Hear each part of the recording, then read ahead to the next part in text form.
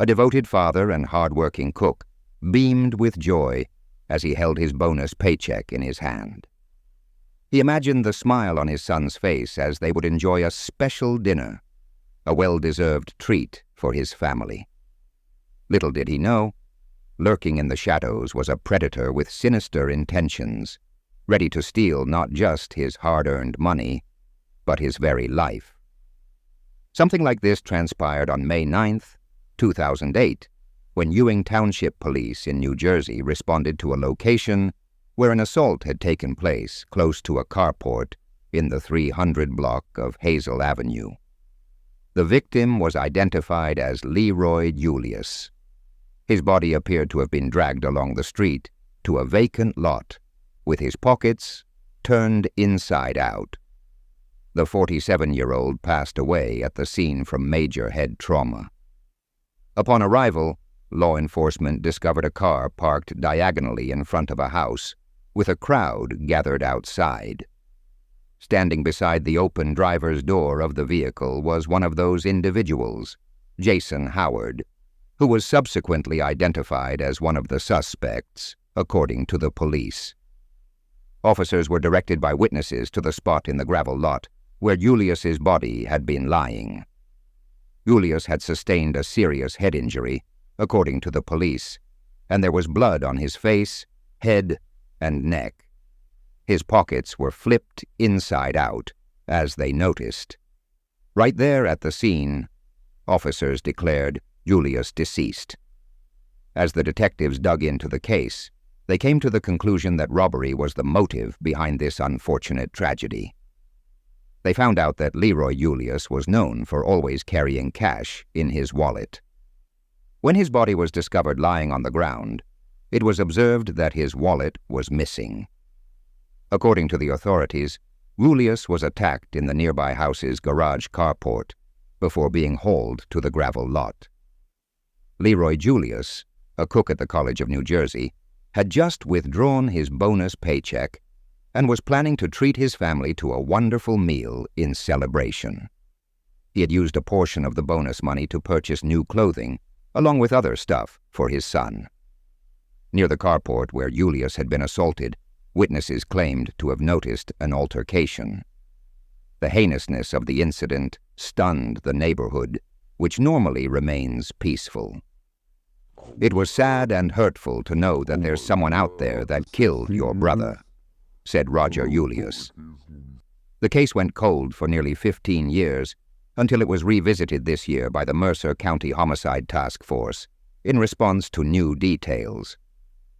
Technological advancements allowed the investigators to fully unravel the case when they resubmitted physical evidence, comprising DNA, to the New Jersey State Police Central Regional Laboratory. As per a criminal complaint, Leroy Julius's fingernails contained DNA evidence that was found to be belonging to a 36-year-old Trenton resident, Brayon Goodman. Within the SUV were discovered the victim's blood and medical insurance card. On the day of the incident, Jason Howard, then 41, was spotted standing close by. First-degree slaying charges have now been brought against both men. "I wish my dad was still living. That really hurt him bad," Roger Julious said. For 16 years, the senseless, cruel death of Leroy Julious has gone unsolved, but law enforcement did not forget and did not give up, stated New Jersey Attorney General Matthew J. Platkin in a statement. "We hope the charges bring a measure of relief to the victims' grieving loved ones." This long-dormant case was brought to life due to the cooperative efforts of several agencies, which includes the U.S. Marshals NY-NJ Regional Fugitive Task Force, the Mercer County Prosecutor's Office, and the New Jersey Attorney General's Office of Public Integrity and Accountability. The technological advancements in DNA analysis and the law enforcement agencies involved for their unwavering pursuit of justice were highly commended by investigators. It brings a little closure that they're finally caught, but it's not going to bring him back to us. But it is justice, finally served, Roger Julious stated. For those who knew Julious, his untimely death was all the more painful because he was a devoted family guy who always looked out for his loved ones. A man has been apprehended in Ohio after almost 30 years for his involvement in the 1989 slaying of an elderly woman in Pennsylvania's Lehigh Valley. On January 21, 1989, Rose Hnath, a 78-year-old widow who resided alone, was found deceased inside her home. Relatives discovered her body on the floor and the house robbed when they arrived at her residence in the Copley section of North Whitehall Township on the west bank of the Lehigh River. They went to her house after she failed to show up for a church service she used to regularly attend. There were a number of items that were touched and that were moved, said Thomas McAndrew of the Lehigh County District Attorney's Office at the news conference. McAndrew also added that Hnath's residence was robbed about a month before she passed away. It would be hard to believe that this woman went her whole life leading a pretty simple life at this house. There had been a burglary in which a firearm and jewelry were stolen, and now, weeks later, that house is burglarized again, he claimed. An autopsy found that Hnath had sustained several blunt force injuries and stab wounds. Lehigh County District Attorney Gavin Holohan said in a press release that she had defensive wounds, implying that she attempted to fend off her assailant. Despite the detectives' best efforts to identify the killer of the elderly widow, the investigation eventually went cold. 2018 saw a progress in the case thanks to developments in DNA technology. Pennsylvania State Detective Robert Devers stated in 2022 that DNA profiles were acquired from various objects taken from the home and were being looked into for possible genealogical matching. Beyond the initial inspection of the crime site, investigators found two crucial items there that were kept as evidence: a knife and a pellet gun. The fact that Hnath's house had been burglarized indicated a potential burglary motive, but the brutality pointed to something more personal. Over the years, investigators returned to the case on several occasions, always on the lookout for fresh leads and advanced technology that could make use of the evidence. Ultimately, on Thursday, May 16, 2024, authorities declared that they had apprehended the person they believed to be accountable for Hnath's death. Michael Breisch, who was 30 years old at the time of the slaying, didn't seem to have any known connection with Rose. He was a resident of a community corrections facility in the neighboring town of Allentown. Breisch was apprehended at Wind Gap, Ohio, where he had previously relocated. The arrest was conducted by local law enforcement, acting in concert with agencies from Pennsylvania. He was then extradited to Pennsylvania and was being held without bond at the Lehigh County Prison. Gavin Holohan, the district attorney for Lehigh County, states that taking a life does not come with a free pass. The cases stay around, as do the case files and the investigators' memories. Holohan highlighted the law enforcement's unwavering commitment to providing the victims and their families with justice, no matter how much time had passed.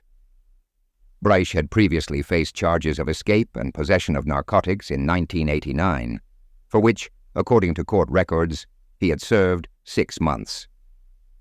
In 1993, he was reportedly apprehended again in Pike County for breaking and entering. In addition, he had faced charges of robbery, burglary, and aggravated assault. Breisch is only charged with the break-in from the day of the slaying, even though Hnath's house had also been broken into a few weeks before. The investigation was made more challenging by the intricacy of his criminal history. Hnath's family was informed of Breisch's arrest in person, said the authorities, and they expressed relief and satisfaction that an arrest had been made at last. We're at the end of a long investigation that, although it went cold, it was never forgotten, and it was never put aside, Hnath said, reflecting the dedication and resilience of the investigative team. After eluding the authorities for over 2 decades, the man suspected of the 1999 slaying of Blanca Arellano has been captured and extradited to U.S. The Sutter County District Attorney's Office stated that Francisco Arellano was apprehended in Mexico and deemed guilty of slaying his estranged wife, who was discovered deceased in a Yuba City home in 1999, having sustained over a dozen stab wounds. On July 26, 1999, Francisco Arellano was convicted in the case of 32-year-old Blanca Arellano's. Inside her residence on the 600 block of Queens Avenue, Blanca's body was discovered. The main suspect, Francisco Arellano, allegedly fled to Mexico with their 2 children after Blanca passed away. In the year 2019, detectives got a tip that Francisco has been residing in the Mexican state of Morelos. The Yuba City Police Department, along with the Sutter County District Attorney's Office, collaborated with the Office of International Affairs, seeking extradition for Francisco. He was arrested on June 22, 2022, and on November 18, 2022, he was extradited from Mexico. The District Attorney's Office testified that Blanca suffered 13 stab wounds to her right leg, arms, and chest. She had 4 phone cords tied around her neck. Prosecutors contended Francisco acted in self-defense, but District Attorney Jennifer Dupré refuted this claim, arguing there is no plausible notion of self-defense in this instance. Sonia, Blanca's sister, stated, "I think my entire family was just in disbelief that the day has finally come." She and her family still speak of Blanca in the present tense. Sonia says that she feels her sister's presence every time she hears a Bee Gees song or sees New York, a city her sister had always wanted to visit. "She's still with us. She is. Just her body isn't here with us."